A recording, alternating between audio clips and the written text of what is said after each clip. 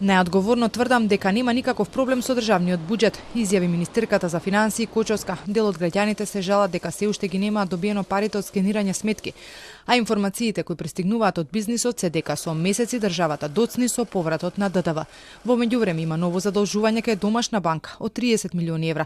Сите овие работи отворија сомнеш дека нешто се случува со државната каса. Но министерката Кочовска тврди дека заемот е планиран, а во буџетот има пари. Проблем во Министерство за финансии најодговорно тврдам дека нема. Еве, ако некој мисли дека има, го повикувам Државниот завод за ревизија веднаш да влезе во Министерството, веднаш. После оваа дискусија, веднаш да дојдат и да видат дали во системот стојат налози за мој ДДВ. Технички е проблемот. Повторувам дека нема задоцнување во повратот на ДДВ, освен таму каде што има дополнителни проверки во управата за јавни приходи. Вие велите 9 месеци.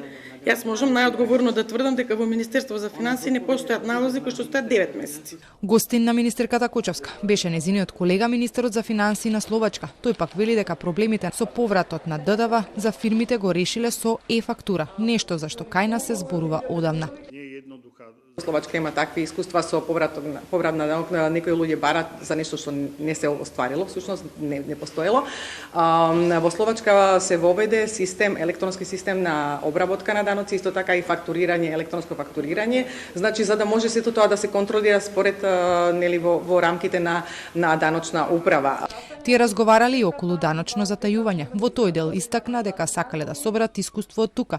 Но на што интересно е што земјава се уште се бори со висок процент на сива економија, а скоро имаше и податок дека таа ја чина државата околу 700 милиони евра годишно, а на 10% од работниците работат на црно.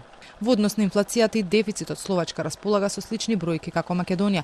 Колку новите геополитички случувања може да ги изголемат проблемите, тој не прецизираше, но загрижено кажа дека Германија и Австрија се во сериозна рецесија.